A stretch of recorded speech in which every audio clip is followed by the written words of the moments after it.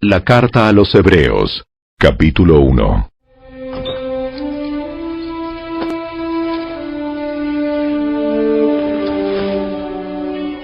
Hace mucho tiempo, Dios habló muchas veces y de diversas maneras a nuestros antepasados por medio de los profetas. Y ahora, en estos últimos días, nos ha hablado por medio de su Hijo. Dios le prometió todo al Hijo como herencia, y mediante el Hijo creó el universo.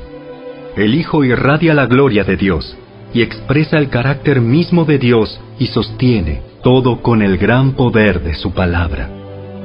Después de habernos limpiado de nuestros pecados, se sentó en el lugar de honor, a la derecha del majestuoso Dios en el cielo. Esto demuestra que el Hijo es muy superior a los ángeles, así como el nombre que Dios le dio es superior al nombre de ellos. Pues Dios nunca le dijo a ningún ángel lo que le dijo a Jesús. Tú eres mi Hijo. Hoy he llegado a ser tu Padre. Dios también dijo, Yo seré su Padre, y Él será mi Hijo. Además, cuando trajo a su Hijo Supremo al mundo, Dios dijo, Que lo adoren todos los ángeles de Dios.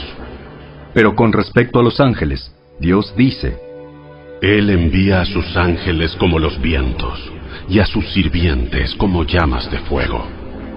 Pero al Hijo le dice, Tu trono, oh Dios, permanece por siempre y para siempre. Tú gobiernas con un cetro de justicia. Amas la justicia y odias la maldad. Por eso, oh Dios, tu Dios te ha ungido derramando el aceite de alegría sobre ti más que sobre cualquier otro. También le dice al Hijo, Señor, en el principio echaste los cimientos de la tierra y con tus manos formaste los cielos. Ellos dejarán de existir, pero tú permaneces para siempre. Ellos se desgastarán como ropa vieja. Los doblarás como un manto y los desecharás como ropa usada. Pero tú siempre eres el mismo. Tú vivirás para siempre. Además, Dios nunca le dijo a ninguno de los ángeles, Siéntate en el lugar de honor a mi derecha, hasta que humille a tus enemigos y los ponga por debajo de tus pies. Por lo tanto, los ángeles solo son sirvientes, espíritus enviados para cuidar a quienes heredarán la salvación.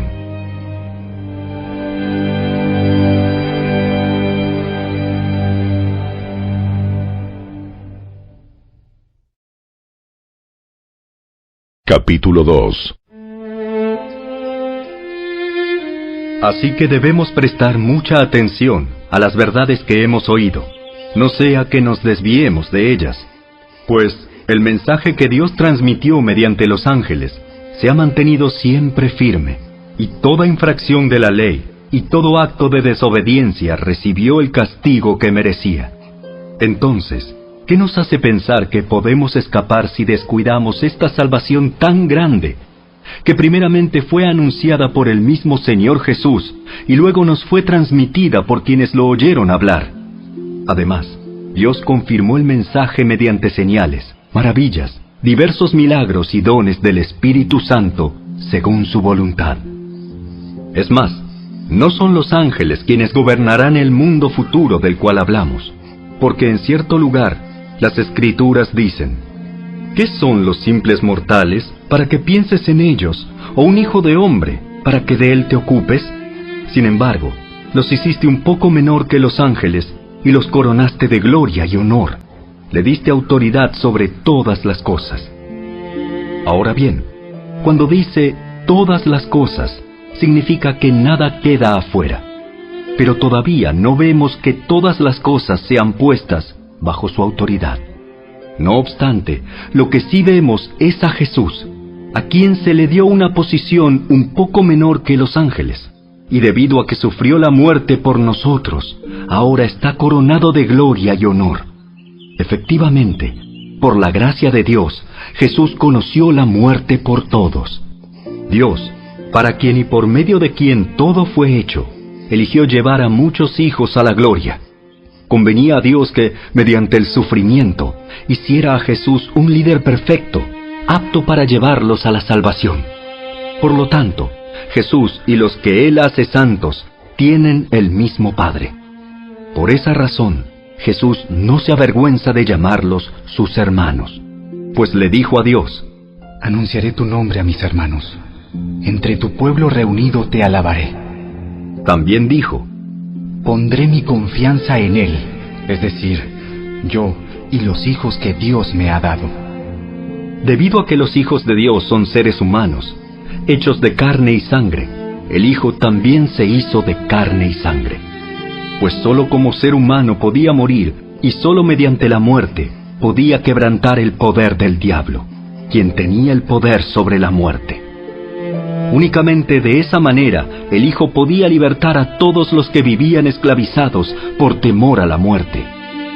También sabemos que el Hijo no vino para ayudar a los ángeles, sino que vino para ayudar a los descendientes de Abraham. Por lo tanto, era necesario que en todo sentido Él se hiciera semejante a nosotros, sus hermanos, para que fuera nuestro sumo sacerdote fiel y misericordioso delante de Dios.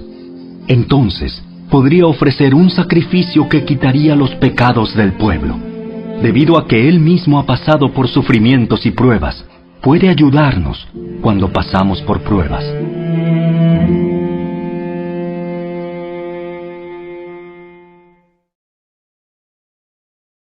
Capítulo 3.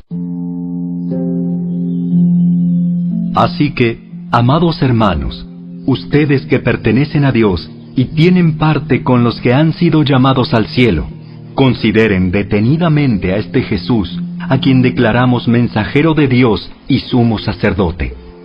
Pues Él fue fiel a Dios, quien lo nombró, así como Moisés fue fiel cuando se le encomendó toda la casa de Dios. Pero Jesús merece mucha más gloria que Moisés. Así como el que construye una casa merece más elogio que la casa misma, pues cada casa tiene un constructor, pero el que construyó todo es Dios. En verdad, Moisés fue fiel como siervo en la casa de Dios. Su trabajo fue una ilustración de las verdades que Dios daría a conocer tiempo después. Pero Cristo, como Hijo, está a cargo de toda la casa de Dios. Y nosotros somos la casa de Dios si nos armamos de valor y permanecemos confiados en nuestra esperanza en Cristo. Por eso, el Espíritu Santo dice: Cuando oigan hoy su voz, no endurezcan el corazón como lo hicieron los israelitas cuando se rebelaron, aquel día que me pusieron a prueba en el desierto. Allí sus antepasados me tentaron y pusieron a prueba mi paciencia, a pesar de haber visto mis milagros durante 40 años. Por eso estuve enojado con ellos y dije: su corazón siempre se aleja de mí, rehúsan hacer lo que les digo.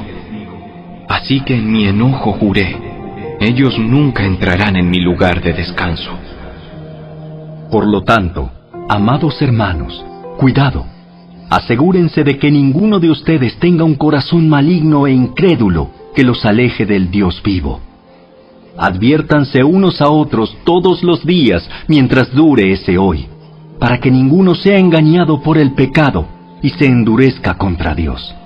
Pues si somos fieles hasta el fin, confiando en Dios con la misma firmeza que teníamos al principio, cuando creímos en Él, entonces tendremos parte en todo lo que le pertenece a Cristo.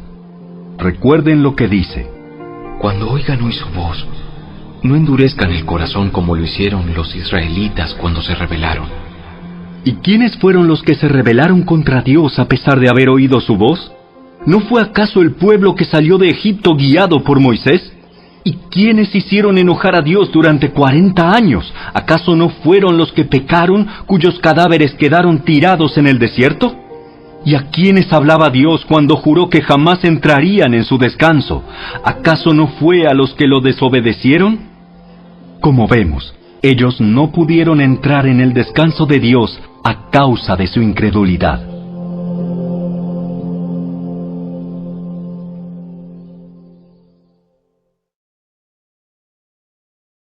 Capítulo 4. Todavía sigue vigente la promesa que hizo Dios de entrar en su descanso. Por lo tanto, Debemos temblar de miedo ante la idea de que alguno de ustedes no llegue a alcanzarlo. Pues esta buena noticia del descanso que Dios ha preparado se nos ha anunciado tanto a ellos como a nosotros. Pero a ellos no les sirvió de nada porque no tuvieron la fe de los que escucharon a Dios. Pues solo los que creemos podemos entrar en su descanso. En cuanto a los demás, Dios dijo: En mi enojo juré, ellos nunca entrarán en mi lugar de descanso. Si bien ese descanso está preparado desde que Él hizo el mundo, sabemos que está preparado debido al pasaje en las Escrituras que menciona el séptimo día. Cuando llegó el séptimo día, Dios descansó de toda su labor. Pero en el otro pasaje Dios dijo: ellos nunca entrarán en mi lugar de descanso.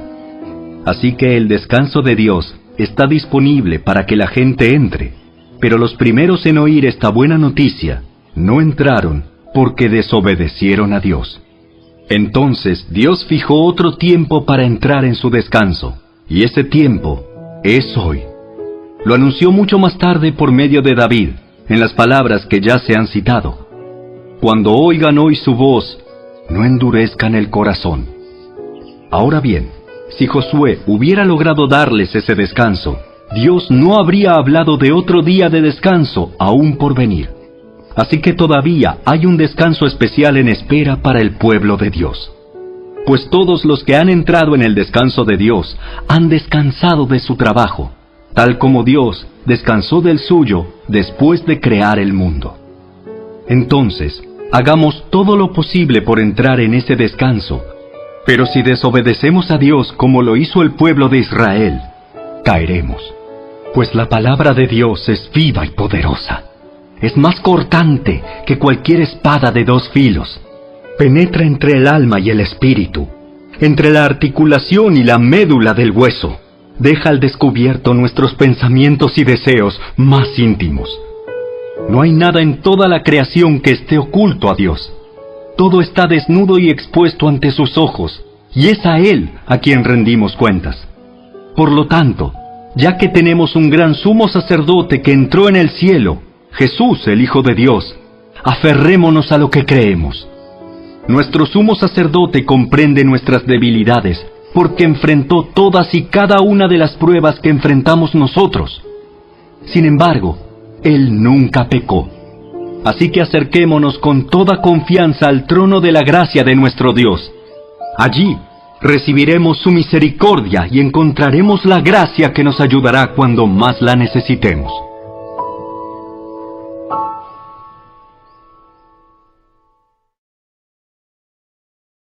Capítulo 5. Todo sumo sacerdote es un hombre escogido para representar a otras personas en su trato con Dios. Él presenta a Dios las ofrendas de esas personas y ofrece sacrificios por los pecados. Y puede tratar con paciencia a los ignorantes y descarriados, porque él también está sujeto a las mismas debilidades. Por esa razón, debe ofrecer sacrificios tanto por sus propios pecados como por los del pueblo. Y nadie puede llegar a ser sumo sacerdote solo porque desee tener ese honor. Tiene que ser llamado por Dios para ese trabajo, como sucedió con Aarón. Por eso, Cristo no se honró a sí mismo haciéndose sumo sacerdote, sino que fue elegido por Dios, quien le dijo: Tú eres mi hijo. Hoy he llegado a ser tu padre. Y en otro pasaje, Dios le dijo: Tú eres sacerdote para siempre, según el orden de Melquisedec. Mientras estuvo aquí en la tierra, Jesús ofreció oraciones y súplicas con gran clamor y lágrimas al que podía rescatarlo de la muerte. Y Dios oyó sus oraciones por la gran reverencia que Jesús le tenía. Aunque era hijo de Dios, Jesús aprendió obediencia por las cosas que sufrió. De ese modo, Dios lo hizo apto para ser el sumo sacerdote perfecto, y Jesús llegó a ser la fuente de salvación eterna para todos los que le obedecen. Y Dios lo designó sumo sacerdote según el orden de Melquisedec. Nos gustaría decir mucho más sobre este tema, pero es difícil de explicar, sobre todo porque ustedes Son torpes espiritualmente y tal parece que no escuchan. Hace tanto que son creyentes que ya deberían estar enseñando a otros. En cambio, necesitan que alguien vuelva a enseñarles las cosas básicas de la palabra de Dios.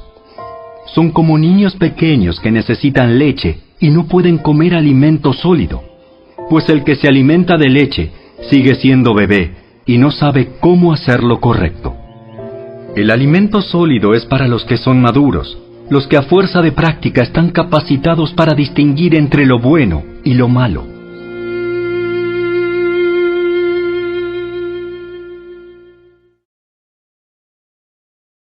Capítulo 6.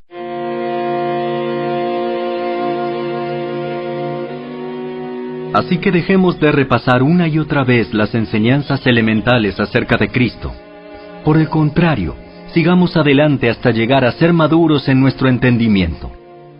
No puede ser que tengamos que comenzar de nuevo con los importantes cimientos acerca del arrepentimiento de las malas acciones y de tener fe en Dios. Ustedes tampoco necesitan más enseñanza acerca de los bautismos, la imposición de manos, la resurrección de los muertos y el juicio eterno. Así que, si Dios quiere, avanzaremos hacia un mayor entendimiento, pues es imposible lograr que vuelvan a arrepentirse los que una vez fueron iluminados, aquellos que experimentaron las cosas buenas del cielo y fueron partícipes del Espíritu Santo, que saborearon la bondad de la palabra de Dios y el poder del mundo venidero, y que luego se alejan de Dios. Es imposible lograr que esas personas vuelvan a arrepentirse. Al rechazar al Hijo de Dios, ellos mismos lo clavan otra vez en la cruz y lo exponen a la vergüenza pública. Cuando la tierra se empapa de la lluvia que cae y produce una buena cosecha para el agricultor, recibe la bendición de Dios. En cambio, el campo que produce espinos y cardos no sirve para nada. El agricultor no tardará en maldecirlo y quemarlo. Queridos amigos, aunque hablamos de este modo, no creemos que esto se aplica a ustedes. Estamos convencidos de que ustedes están destinados para cosas mejores, las cuales vienen con la salvación. Pues Dios no es injusto. No olvidará con cuánto esfuerzo han trabajado para Él y cómo han demostrado su amor por Él, sirviendo a otros creyentes como todavía lo hacen. Nuestro gran deseo es que sigan amando a los demás mientras tengan vida, para asegurarse de que lo que esperan se hará realidad. Entonces, no se volverán torpes ni indiferentes espiritualmente. En cambio, seguirán el ejemplo de quienes gracias a su fe y perseverancia heredarán las promesas de Dios. Por ejemplo, estaba la promesa que Dios le hizo a Abraham. Como no existía nadie superior a Dios por quien jurar, Dios juró por su propio nombre, diciendo: Ciertamente te bendeciré y multiplicaré tu descendencia hasta que sea incontable. Entonces Abraham esperó con paciencia y recibió lo que Dios le había prometido. Ahora bien, cuando las personas hacen un juramento, invocan a alguien superior a ellas para obligarse a cumplirlo. Y no cabe ninguna duda de que ese juramento conlleva una obligación.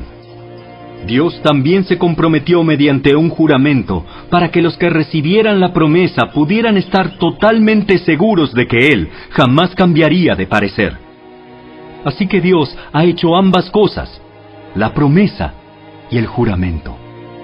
Estas dos cosas no pueden cambiar, porque es imposible que Dios mienta. Por lo tanto, los que hemos acudido a Él en busca de refugio, podemos estar bien confiados aferrándonos a la esperanza que está delante de nosotros. Esta esperanza es un ancla firme y confiable para el alma. Nos conduce a través de la cortina al santuario interior de Dios. Jesús ya entró allí por nosotros. Él ha llegado a ser nuestro eterno sumo sacerdote, según el orden de Melquisedec.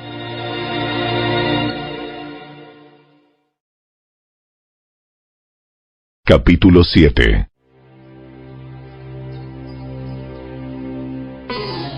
Este Melquisedec fue rey de la ciudad de Salem y también sacerdote del Dios Altísimo. Cuando Abraham regresaba triunfante de una gran batalla contra los reyes, Melquisedec salió a su encuentro y lo bendijo.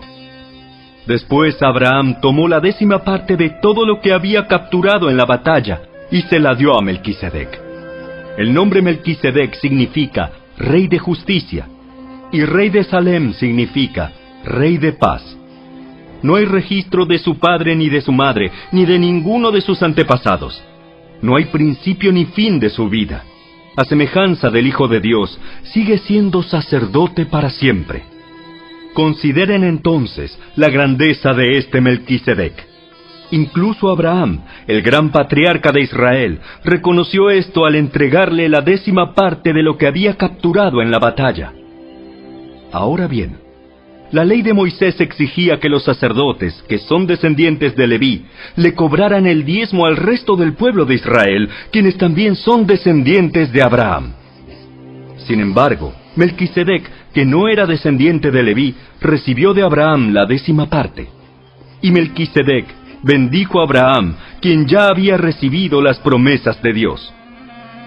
Sin lugar a dudas, el que tiene el poder para bendecir es superior a quien recibe la bendición. Los sacerdotes que reciben los diezmos son hombres que mueren, así que Melquisedec es superior a ellos porque se nos dice que sigue viviendo. Además, podríamos decir que esos levitas, los que reciben el diezmo, pagaron un diezmo a Melquisedec cuando lo pagó su antepasado Abraham. A pesar de que Leví aún no había nacido, la simiente de la cual provino ya existía en el cuerpo de Abraham cuando Melquisedec recibió su diezmo.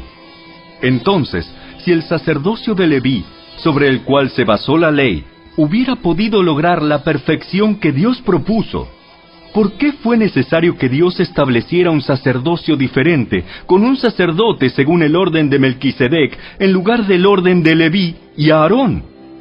Y si se cambia el sacerdocio, también es necesario cambiar la ley para permitirlo. Pues el sacerdote a quien nos referimos pertenece a una tribu diferente, cuyos miembros jamás han servido en el altar como sacerdotes. Lo que quiero decir es que nuestro Señor vino de la tribu de Judá, y Moisés nunca habló de que los sacerdotes provinieran de esa tribu.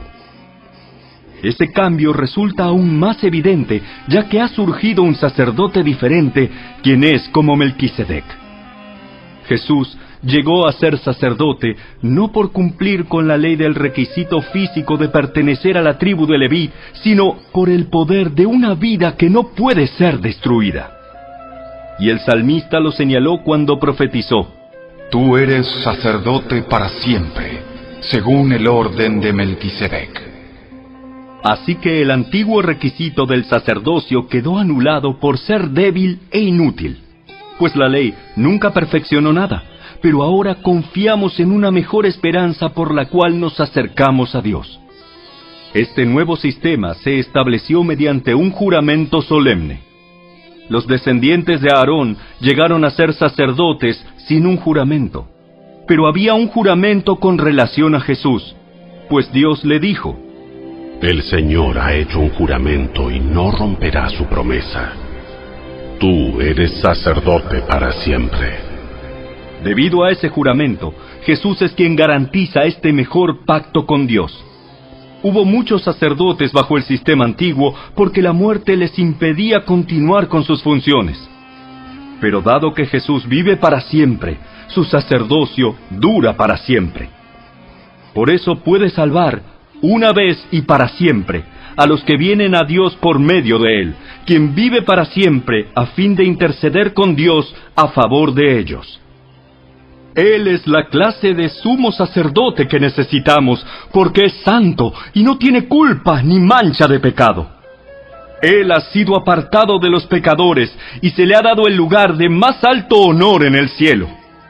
A diferencia de los demás sumos sacerdotes, no tiene necesidad de ofrecer sacrificios cada día. Ellos los ofrecían primero por sus propios pecados y luego por los del pueblo. Sin embargo, Jesús lo hizo una vez y para siempre, cuando se ofreció a sí mismo como sacrificio por los pecados del pueblo. La ley nombra a sumos sacerdotes que están limitados por debilidades humanas, Pero después de que la ley fue entregada, Dios nombró a su Hijo mediante un juramento, y su Hijo ha sido hecho el perfecto sumo sacerdote para siempre.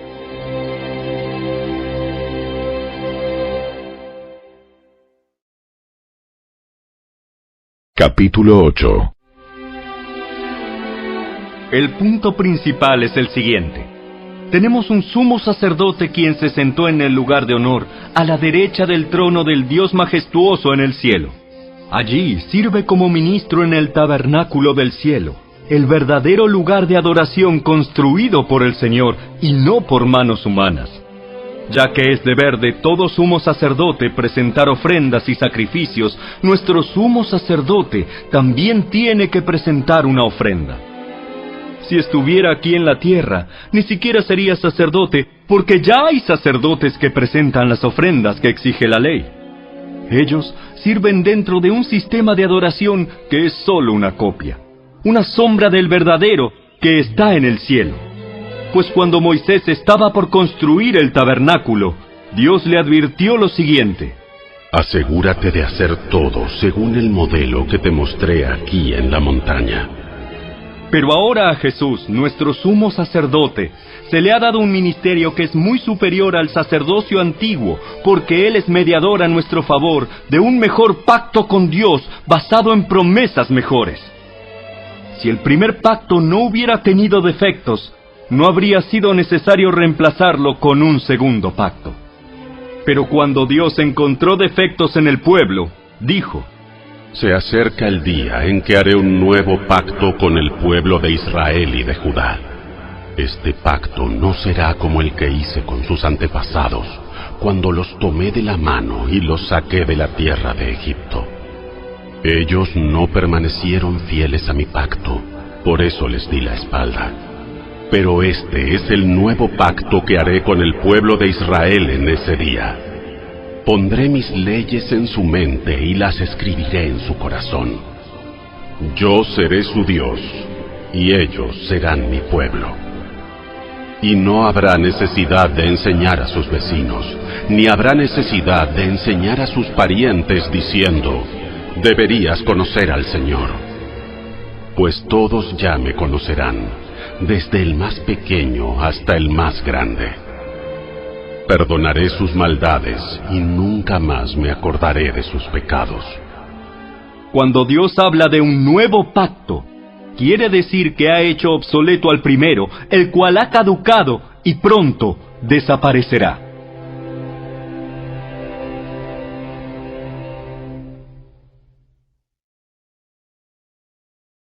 Capítulo 9.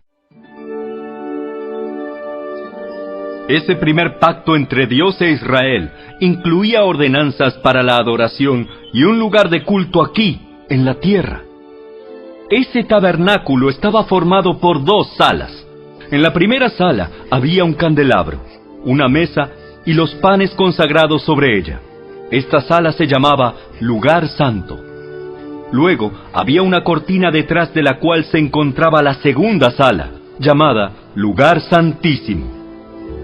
En esa sala había un altar de oro para el incienso y un cofre de madera conocido como el Arca del Pacto, el cual estaba totalmente cubierto de oro. Dentro del arca había un recipiente de oro que contenía el maná, la vara de Aarón a la que le habían salido hojas y las tablas del pacto que eran de piedra. Por encima del arca estaban los querubines de la gloria divina, cuyas alas se extendían sobre la tapa del arca, es decir, el lugar de la expiación. Pero ahora no podemos explicar estas cosas en detalle. Cuando estos elementos estaban en su lugar, los sacerdotes entraban con regularidad en la primera sala durante el cumplimiento de sus deberes religiosos. Pero solo el sumo sacerdote entraba en el lugar santísimo y lo hacía una sola vez al año. Y siempre ofrecía sangre por sus propios pecados y por los pecados que el pueblo cometía por ignorancia. Mediante esas ordenanzas, el Espíritu Santo daba a entender que la entrada al lugar santísimo no estaba abierta a todos, en tanto siguiera en pie el tabernáculo y el sistema que representaba. Esta es una ilustración que apunta al tiempo presente. pues las ofrendas y los sacrificios que ofrecen los sacerdotes no pueden limpiar la conciencia de las personas que los traen. Pues ese sistema antiguo solo consiste en alimentos, bebidas y diversas ceremonias de purificación, es decir, ordenanzas externas que permanecieron vigentes solo hasta que se estableció un sistema mejor. Entonces Cristo ahora ha llegado a ser el sumo sacerdote por sobre todas las cosas buenas que han venido. Él entró en ese tabernáculo superior y más perfecto que está en el cielo, el cual no fue hecho por manos humanas ni forma parte del mundo creado. Con su propia sangre, no con la sangre de cabras ni de becerros, entró en el lugar santísimo una sola vez y para siempre, y aseguró nuestra redención eterna. Bajo el sistema antiguo, la sangre de cabras y toros y las cenizas de una novilla podían limpiar el cuerpo de las personas que estaban ceremonialmente impuras. Imagínense cuánto más la sangre de Cristo nos purificará la conciencia de acciones pecaminosas para que adoremos al Dios viviente. Pues por el poder del Espíritu Eterno, Cristo se ofreció a sí mismo a Dios como sacrificio perfecto por nuestros pecados. Por eso Él es el mediador de un nuevo pacto entre Dios y la gente, para que todos los que son llamados puedan recibir la herencia eterna que Dios les ha prometido. Pues Cristo murió para librarlos del castigo por los pecados que habían cometido bajo ese primer pacto. Ahora bien, cuando alguien deja un testamento, es necesario comprobar que la persona que lo hizo ha muerto. El testamento solo entra en vigencia después de la muerte de la persona.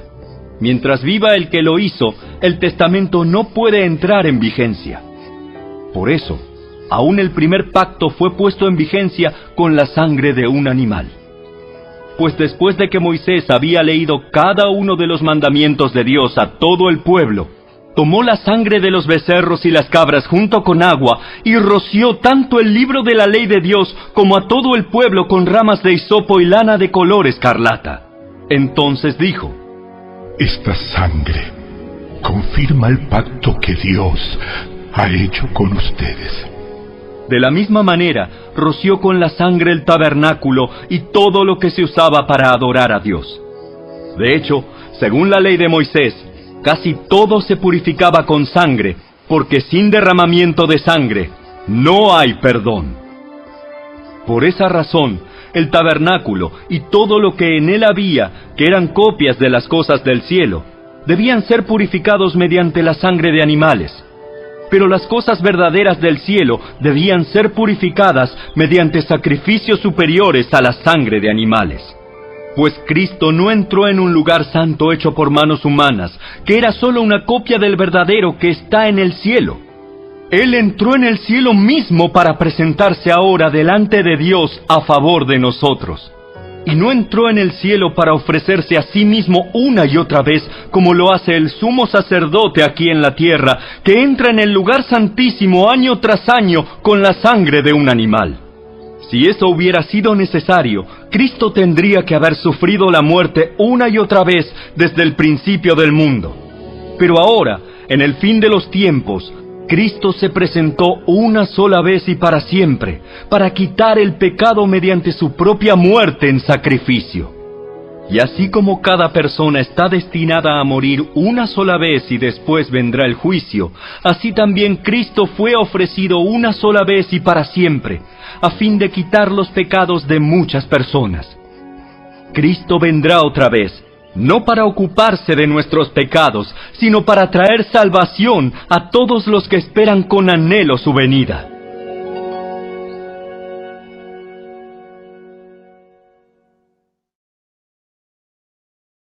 Capítulo 10. El sistema antiguo bajo la ley de Moisés era solo una sombra, un tenue anticipo de las cosas buenas por venir, no las cosas buenas en sí mismas. Bajo aquel sistema se repetían los sacrificios una y otra vez, año tras año, pero nunca pudieron limpiar por completo a quienes venían a adorar.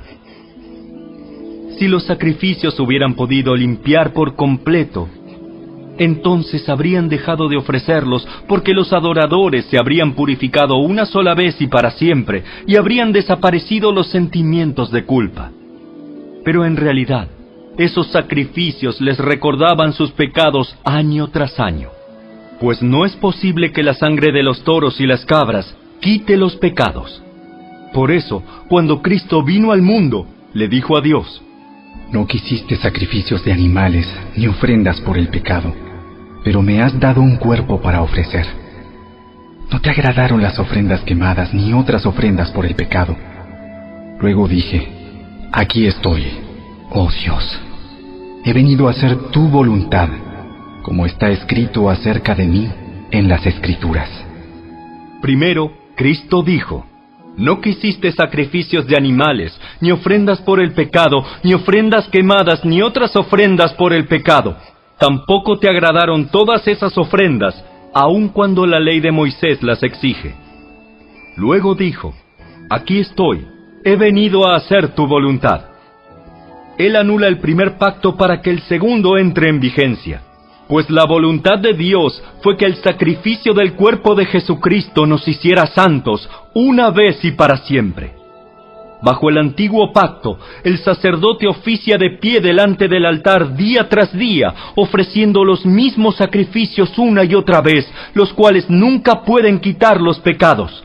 Pero nuestro sumo sacerdote se ofreció a sí mismo a Dios como un solo sacrificio por los pecados, válido para siempre. Luego se sentó en el lugar de honor a la derecha de Dios. Allí espera hasta que sus enemigos sean humillados y puestos por debajo de sus pies. Pues mediante esa única ofrenda, Él perfeccionó para siempre a los que está haciendo santos. Y el Espíritu Santo también da testimonio de que es verdad, pues dice: Este es el nuevo pacto que haré con mi pueblo en aquel día. Pondré mis leyes en su corazón y las escribiré en su mente. Después dice: Nunca más me acordaré de sus pecados y sus transgresiones. Y cuando los pecados han sido perdonados, ya no hace falta ofrecer más sacrificios. Así que, amados hermanos, podemos entrar con valentía en el lugar santísimo del cielo por causa de la sangre de Jesús. Por su muerte, Jesús abrió un nuevo camino, un camino que da vida a través de la cortina al lugar santísimo. Ya que tenemos un gran sumo sacerdote que gobierna la casa de Dios, entremos directamente a la presencia de Dios con corazón sincero y con plena confianza en Él. Pues nuestra conciencia culpable ha sido rociada con la sangre de Cristo a fin de purificarnos, y nuestro cuerpo ha sido lavado con agua pura. Mantengámonos firmes sin titubear en la esperanza que afirmamos, porque se puede confiar en que Dios cumplirá su promesa. Pensemos en maneras de motivarnos unos a otros a realizar actos de amor y buenas acciones. Y no dejemos de congregarnos como lo hacen algunos, sino animémonos unos a otros, sobre todo ahora que el día de su regreso se acerca. Queridos amigos, si seguimos pecando a propósito después de haber recibido el conocimiento de la verdad, ya no queda ningún sacrificio que cubra esos pecados. Solo queda la terrible expectativa del juicio de Dios y el fuego violento que consumirá a sus enemigos. Pues todo el que rehusaba obedecer la ley de Moisés era ejecutado sin compasión por el testimonio de 2 o 3 testigos. Piensen pues, cuánto mayor será el castigo para quienes han pisoteado al Hijo de Dios y han considerado la sangre del pacto, la cual nos hizo santos, como si fuera algo vulgar e inmundo, y han insultado y despreciado al Espíritu Santo que nos trae la misericordia de Dios. Pues conocemos al que dijo: Yo tomaré venganza, yo les pagaré lo que se merecen. También dijo: El Señor juzgará a su propio pueblo. Es algo aterrador caer en manos del Dios vivo. Acuérdense de los primeros tiempos cuando recién aprendían acerca de Cristo. Recuerden cómo permanecieron fieles aunque tuvieron que soportar terrible sufrimiento. Algunas veces los ponían en ridículo públicamente y los golpeaban. Otras veces ustedes ayudaban a los que pasaban por lo mismo. Sufrieron junto con los que fueron metidos en la cárcel, y cuando a ustedes les quitaron todos sus bienes, lo aceptaron con alegría. Sabían que en el futuro les esperaban cosas mejores que durarán para siempre. Por lo tanto, no desechen la firme confianza que tienen en el Señor. Tengan presente la gran recompensa que les traerá. Perseverar con paciencia es lo que necesitan ahora para seguir haciendo la voluntad de Dios. Entonces recibirán todo lo que Él ha prometido. Pues dentro de muy poco tiempo, aquel que viene vendrá sin demorarse. Mis juicios vivirán por la fe, pero no me complaceré con nadie que se aleje.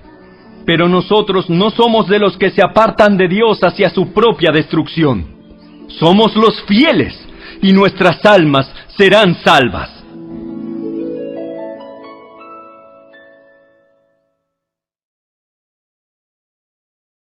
Capítulo 11.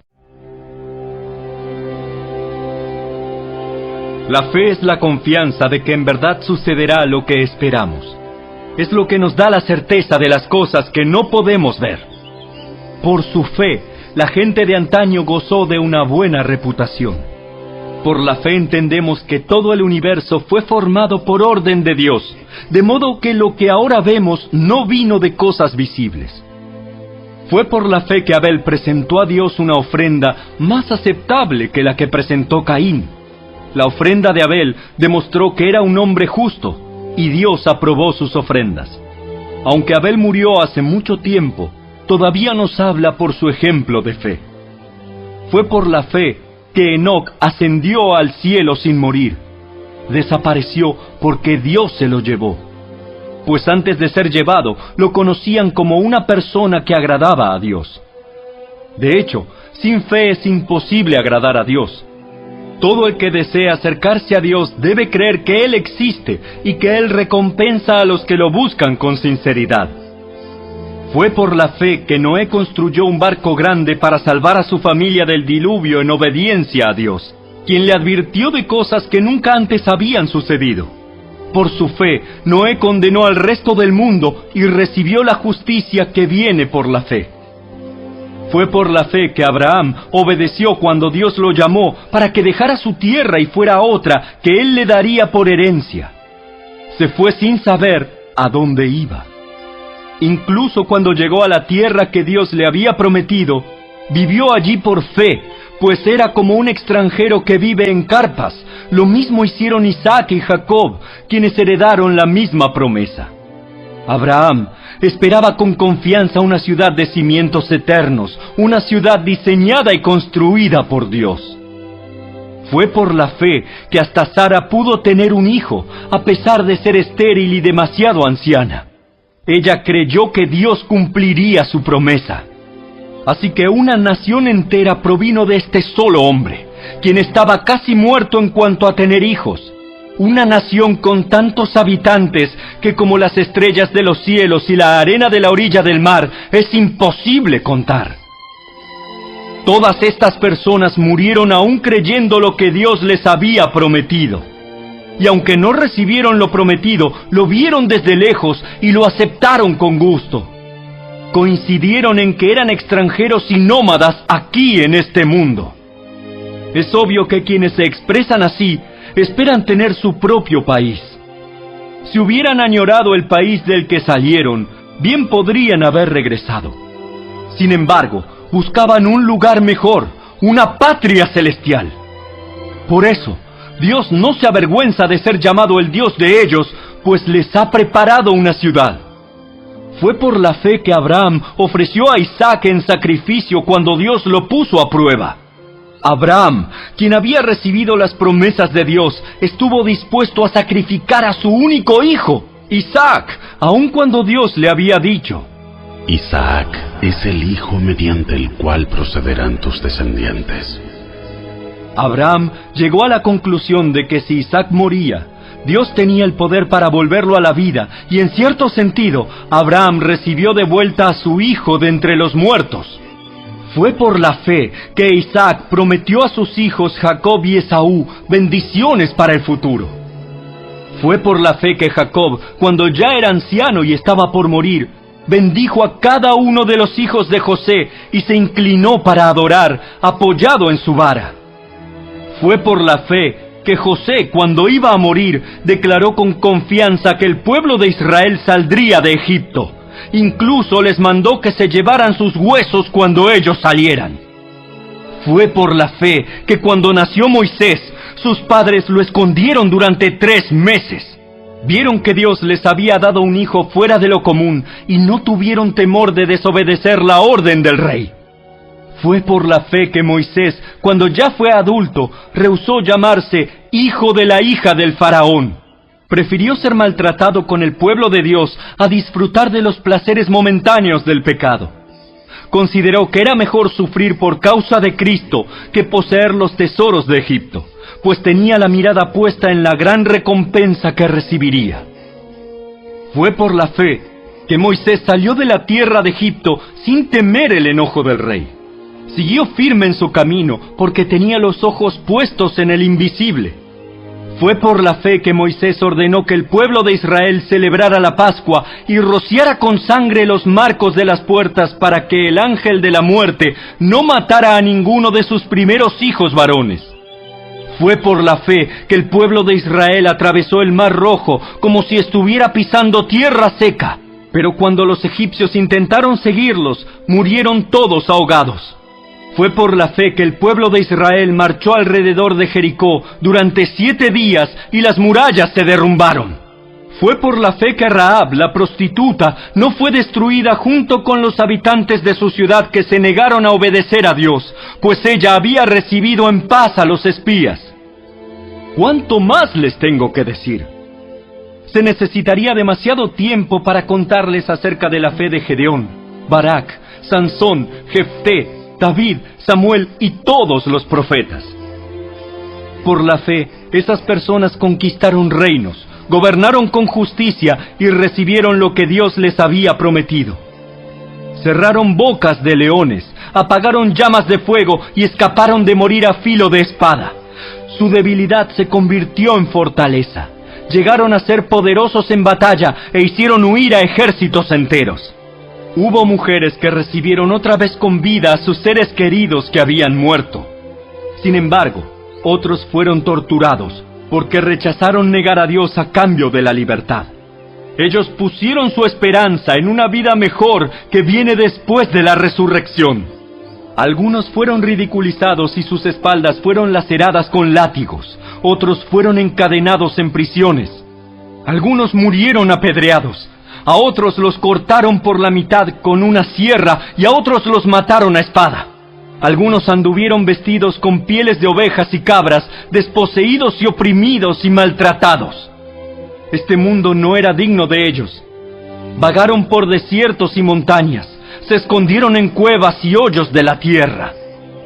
Debido a su fe, todas esas personas gozaron de una buena reputación, aunque ninguno recibió todo lo que Dios le había prometido. Pues Dios tenía preparado algo mejor para nosotros, de modo que ellos no llegaran a la perfección sin nosotros.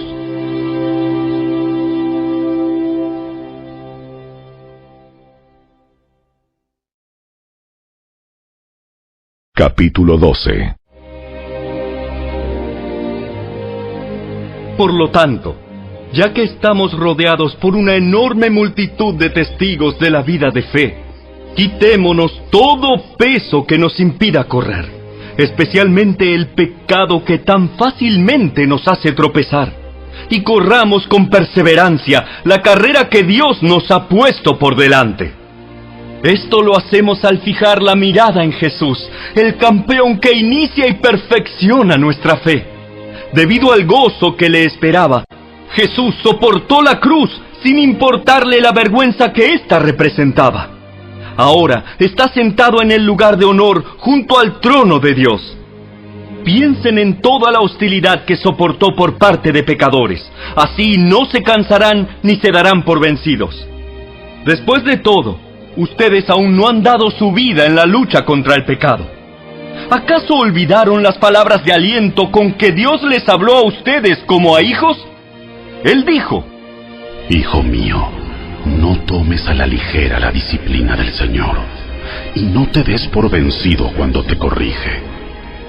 Pues el Señor disciplina a los que ama y castiga a todo el que recibe como hijo. Al soportar esta disciplina divina, recuerden que Dios los trata como a sus propios hijos. ¿Acaso alguien oyó hablar de un hijo que nunca fue disciplinado por su padre?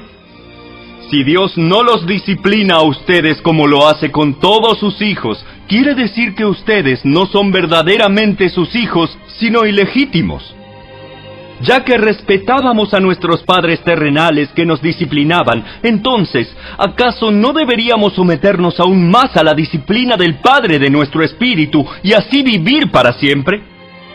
Pues nuestros padres terrenales nos disciplinaron durante algunos años e hicieron lo mejor que pudieron, pero la disciplina de Dios siempre es buena para nosotros, a fin de que participemos de su santidad. Ninguna disciplina resulta agradable a la hora de recibirla.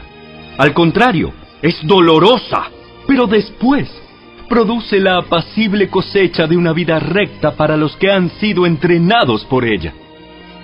Por lo tanto, renueven las fuerzas de sus manos cansadas y fortalezcan sus rodillas debilitadas. Tracen un camino recto para sus pies, a fin de que los débiles y los cojos no caigan, sino que se fortalezcan. Esfuércense por vivir en paz con todos y procuren llevar una vida santa, porque los que no son santos no verán al Señor. Cuídense unos a otros, para que ninguno de ustedes deje de recibir la gracia de Dios. Tengan cuidado de que no brote ninguna raíz venenosa de amargura, la cual los trastorne a ustedes y envenene a muchos.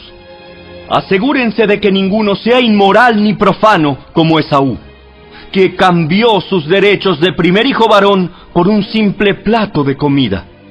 Ustedes saben que después, cuando quiso recibir la bendición de su padre, fue rechazado. Ya era demasiado tarde para arrepentirse, a pesar de que suplicó con lágrimas amargas. Ustedes no se han acercado a una montaña que se pueda tocar, a un lugar que arde en llamas, un lugar de oscuridad y tinieblas, rodeado por un torbellino como les sucedió a los israelitas cuando llegaron al monte Sinaí. Ellos oyeron un imponente toque de trompeta y una voz tan temible que les suplicaron a Dios que dejara de hablar. Retrocedieron tambaleándose bajo el mandato de Dios. Si tan solo un animal toca la montaña, deberá morir apedreado. Incluso Moisés se asustó tanto de lo que vio que dijo: Estoy temblando de miedo. En cambio, ustedes han llegado al monte Sión, a la ciudad del Dios viviente, a la Jerusalén celestial, y a incontables miles de ángeles que se han reunido llenos de gozo. Ustedes han llegado a la congregación de los primogénitos de Dios, cuyos nombres están escritos en el cielo. Ustedes han llegado a Dios mismo, quien es el juez sobre todas las cosas. Ustedes han llegado a los espíritus de los justos, que están en el cielo y que ya han sido perfeccionados.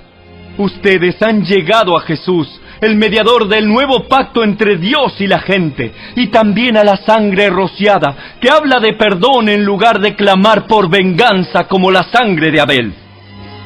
Tengan cuidado de no negarse a escuchar a aquel que habla, pues si el pueblo de Israel no escapó cuando se negó a escuchar a Moisés, el mensajero terrenal, ciertamente nosotros tampoco escaparemos si rechazamos a aquel que nos habla desde el cielo. Cuando Dios habló desde el monte Sinaí, su voz hizo temblar la tierra, pero ahora Él hace otra promesa. Una vez más, haré temblar no solo la tierra, sino también los cielos. Eso significa que toda la creación será agitada y removida para que solo permanezcan las cosas inconmovibles. Ya que estamos recibiendo un reino inconmovible, seamos agradecidos y agrademos a Dios adorándolo con santo temor y reverencia, porque nuestro Dios es un fuego que todo lo consume.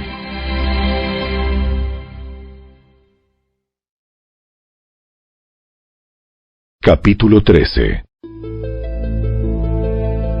Sigan amándose unos a otros como hermanos. No se olviden de brindar hospitalidad a los desconocidos, porque algunos que lo han hecho han hospedado ángeles sin darse cuenta. Acuérdense de aquellos que están en prisión, como si ustedes mismos estuvieran allí.